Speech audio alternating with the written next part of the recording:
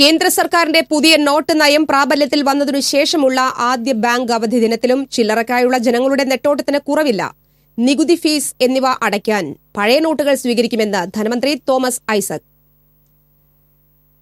ഈ മാസം 8-ന് വൈകിട്ടാണ് പ്രധാനമന്ത്രി നരേന്ദ്രമോദി രാജ്യത്തെ പുതിയ നോട്ട് നയത്തെക്കുറിച്ച് അറിയിച്ചത്. 500, 1000 രൂപ നോട്ടുകൾ 9-ാം തീയതി മുതൽ അസാധുവാക്കിയതോടെ നോട്ട് മാറി വാങ്ങുന്നതിനും ചില്ലറ മാറ്റുന്നതിനുമായി രാജ്യത്തെ ബാങ്കുകളിലേക്കെല്ലാം ജനങ്ങൾ നെട്ടോട്ടമായി. ഇതിനായി റിസർവ് ബാങ്കിന്റെ നിർദ്ദേശപ്രകാരം രാജ്യത്തെ ബാങ്കുകൾ തുടർച്ചയായ 11 ദിവസമാണ് തുറന്നു പ്രവർത്തിച്ചത്. പൊതുജനങ്ങൾക്കൊപ്പം തന്നെ തുടർച്ചയായുള്ള പ്രവൃത്തിയിൽ ബാങ്ക് ജീവനക്കാരും വലഞ്ഞു. ജനതാൽപര്യം മുൻനിർത്തി കഴിഞ്ഞ ശനി, ഞായർ ദിവസങ്ങളിലും രാജ്യത്ത് ബാങ്ക് ഇടപാടുകൾ നടത്തി. ഇതിനെല്ലാം ശേഷമുള്ള 12-ാം ദിനമാണ് ബാങ്കുകൾ അവധി ദിനത്തിലേക്ക് കടന്നത്.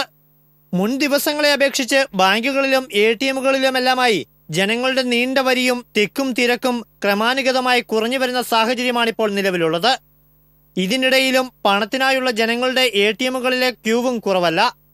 ഇതിനിടെ ബാങ്ക് അവധി ദിനത്തിൽ മിക്ക ATMകളിലെയും പണം ഉച്ചയോടെ കഴിഞ്ഞു.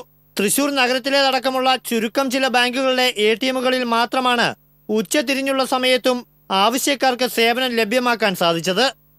കൂടാതെ പുതിയ 500 രൂപയടക്കമുള്ള നോട്ടുകൾ കൂടുതലായി ജില്ലയിലെ ബാങ്കുകൾ വഴി വിതരണം ചെയ്യാത്തതും ATMകളിൽ 50, 100 രൂപ നോട്ടുകൾ ലഭ്യമാകാതെ 2000 രൂപയുടെ നോട്ടുകൾ കൂടുതലായി വിതരണം ചെയ്യുന്നതും ജനങ്ങളുടെ ചില്ലറക്ഷാമ പ്രതിസന്ധി രൂക്ഷമാക്കി. ബാങ്ക് അവധി ദിനത്തിൽ വൈകിട്ടോടെ ATMകൾ കാലിയായതിനാൽ വൈകി ATMകളെ ആശ്രയിച്ചവർ വെട്ടിലായി.